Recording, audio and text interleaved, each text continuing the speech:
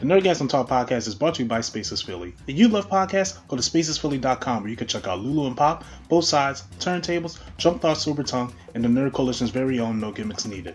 Visit spacesphilly.com today. And now, feel the Nerdgasm.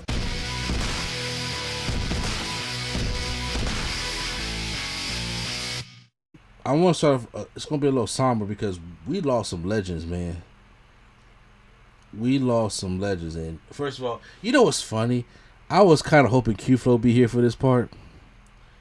Because the basketball legend. Because Q-Flow? I want to hear him talk about his hero, Bill Russell. Because I heard he's going to be... Basketball icon. Basketball icon. I heard he's going to be probably on Q-Flow's next song. You know what I'm saying? Yeah. But no... You want to tussle like Bill Russell? Oh. Well, first off, me and Prime are well aware. Bill Russell passed away at the age of 88 on July 31st, 2022. It caught me off surprise. Like, here's the thing. He's 88 years old. I know that he's like damn near 90 years old. So it's like when you hear this, it's like you're kind of not surprised. But it just took me off guard because, like I said, I don't like being used to hearing about death. I don't like to be desensitized towards it. I purposely do it that way because I do think the world is just so desensitized to violence and death and stuff like that. And like it's because it's like when you hear about school shootings on the news, or you hear about something that happens and everybody's just like, oh God, it's another school shooting and blah blah. I'm just like, no, I don't ever want to be comfortable with hearing about kids dying. You know what I'm saying? Mm-hmm. So that's I purposely forced myself to kind of like not get used to this kind of stuff. So when I heard it, I was just like, oh my God, Bill Russell, you know? And I was saying, yes, he's old and he lived a good life. You know, some they didn't even get a chance to live that old. But I'm just saying, but however, that man, you know, he was very important, not just to basketball, but to our history in general.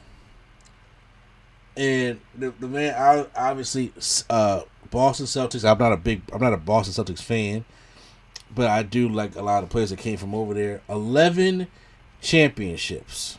That's as a player. Don't forget he has 2 championships as a coach. Yeah, but wasn't he coaching playing in the same year? Yes, as a player coach. Yeah, so but the coach get 1 and the players get 1, so it's like 2 rings. Oh, okay. Yeah. So he got 13 then.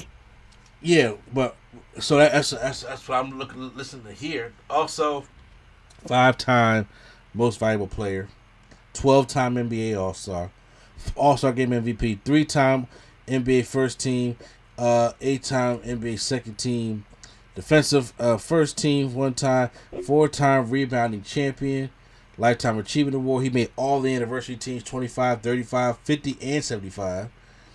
His number was retired. And you know what? His stats would have been a lot more if they had counted blocks back then. He would have had a huge stand-up because everybody was just like, you know, when it comes to blocks and stuff like that, like in Kareem's era or Bill Russell's era or Wilt Chamberlain's era, these big men, they literally changed the game of how basketball is even being played. And Bill Russell was talking about the time he was in the game and he was just going up blocking shots and they didn't even know what he was doing. He was just blocking it, you know, out the way. And they made him told him you can't play defense that way. Or like when Kareem would start dunking the ball in college, they banned dunking. Like, you know, like seriously, then in the NBA they banned dunking just so Kareem wouldn't dunk. And I'm just like, that's where the skyhook, you know, was birthed out of. I was just like, it's amazing. Like these are game changers out here. Mm-hmm. Russell was averaging like 40 or 50 rebounds. You know? Yeah, like seriously, like him, like I said, him, Kareem, and Wilt. I think Kareem gets a little bit more praise, but him and Wilt, I don't think really truly get the credit that they deserve. I think they do, but I'm gonna be completely honest. I think since they are such another generation that they've already gotten their flowers from the generation that they inspired. kind of thing. Okay.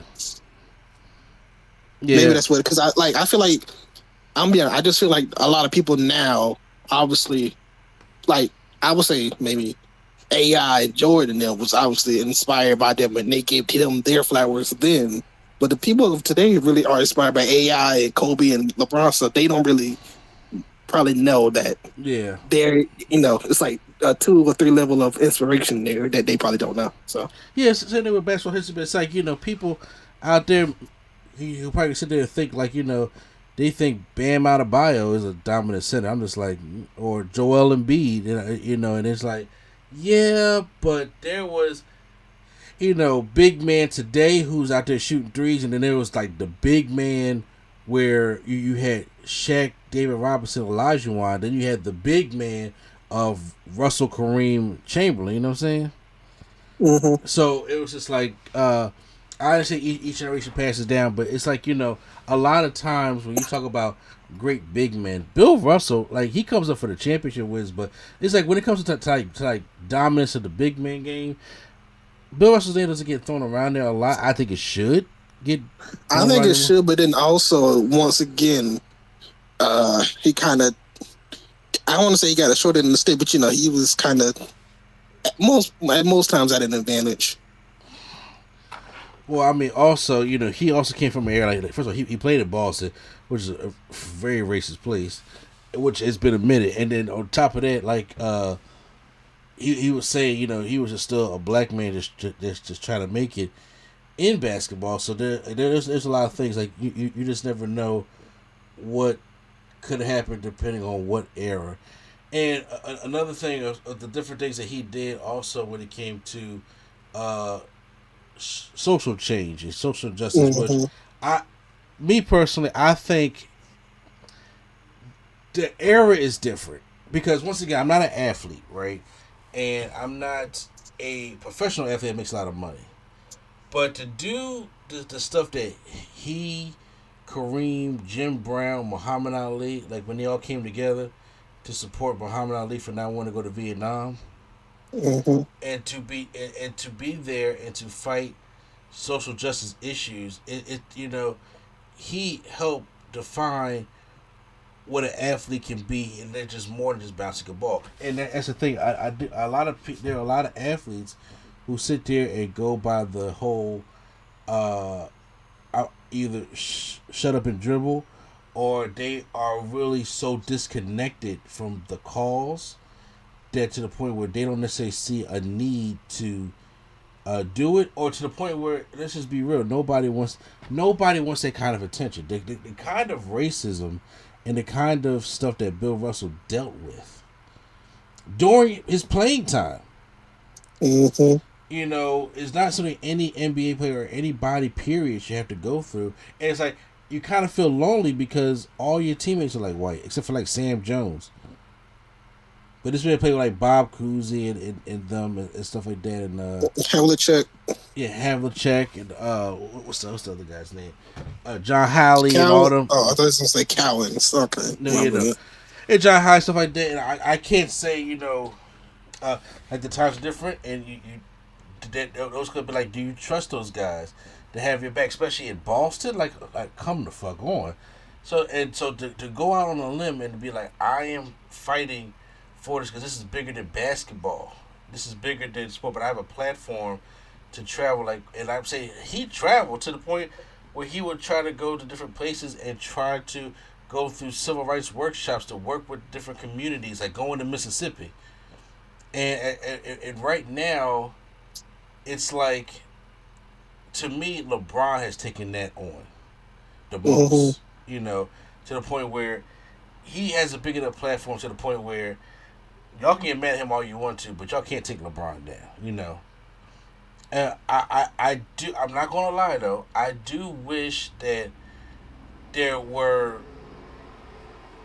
or at least seem like there was more support, like genuine support for these kind of issues, opposed to either players feel like they're being forced to do something, or to the point where it's just like, I really want to come up here and I want to make a change. Because we're in a new generation now. and that is somebody to look up to. And like I said, he did this as a superstar, but even Kareem Abdul-Jabbar, when he was here for social justice, he wasn't Kareem yet. He wasn't Cat yet. And he still like, this is more important than basketball. The issues of what we face today is more important than basketball. So I have to tip my hat to these cats that did that back in the day. And honestly, I wish, me personally, I was brave enough, and I can see more athletes feel as though that they're brave enough, like, to take on that responsibility. You can't just sit there and say, when something always happens, well, why do athletes don't stand? I'm just talking about, like, but you know, like, it takes a lot to throw yourself out there, especially the bigger you are, the more the target you are. And I feel as though that LeBron has welcomely taken on that responsibility in that target, but I do feel as though that, you know, I feel bad for like what happened with Kaepernick. You know, and we're still going on with Kaepernick to the point where it's just like, I feel as though we as a people in the community can support him more than what has happened. And, you know, and that's when you start seeing real amount of change in there. You know, so anything you want to add to Bill Russell? No, I think he said it all, man. Okay, because also, along with just Bill Russell, we lost Nichelle Nicholes. Mm-hmm. Who, for those who don't know who Nichelle Nicholes is, she most popular for playing on Star Trek. She was because here's the thing, I was never a big Star Trek, but she played Aurora on Star Trek. I was never a big Star Trek guy. Like I said, when Star Wars came along, I started liking Star Wars, but I was never. My mother-in-law is a huge Star Trek person. I'm talking about the William Shatner of Star Trek. Same thing with my mom. When she was here, she used to be down there. I don't know if y'all have the same channel down in Florida, but we have a channel here called Me TV. Yeah, we got that. Yeah, which shows all the old shows from back in the 40s, 50s, 60s, and stuff like that. So she will sit there and she will watch some Star Trek on a Saturday night or a Friday night. I'm just like, oh, this is terrible. But it was a groundbreaking role for her because of her being, you know, the first black on there, and it helped transcend for other stars on there too, because Zoe Saldana paid tribute to her in the J.J. Abrams Star Trek movie. Remember the one in 2009? I've never seen anything of Star Trek. I have no idea what you're talking about. Oh, wow. Okay, so here's the thing. I got talked into seeing Star Trek. Cause I'm not a Trekkie. I'm not into the Star Trek type thing. But everybody was like, the closest thing to Star Trek I will watch is Galaxy Quest. Okay, so here's my thing with Star Trek. Star Trek, I would watch in the 90s. They had Star Trek The Next Generation. And I liked that show because it had Patrick Stewart. It had LeVar Burton. It had Jonathan Frakes. And I knew them people. And then, of course, they had a cast of characters like Droid and all that stuff like that I really liked. So we started watching that on UPN. Then they had Star Trek Voyager. I didn't watch too much of Voyager. Not because it was a... They had it on UPN, the Urban Youth Channel? Yeah, they had it on... They had it on that because Deep Space Nine came out. And that's when Avery Brooks took over. It was a black captain. Because Star Trek Voyager had a woman captain, then Star Trek Deep Space Nine had a black captain. So they definitely put that on UPN. So that's then when I was that at first that's what I thought Star Trek was, and then my mom was something like, no, Star Trek happened back in the 60s, the 50s and 60s with William Shatner. I was like, what? And she showed me that stuff. I was like, this is terrible, because you know everybody talked about, you know, the iconic Khan and with God, what's the character's name? Everybody does the V for, you know what I'm talking about. I do not. I have no. You said you know. Okay, it's gonna come to me. But yeah. So I wasn't necessarily into Star Trek like that at all. But I was very happy when I saw that they had like a black woman on. I was like, oh, okay. So when they did the 2009 movie with what was it?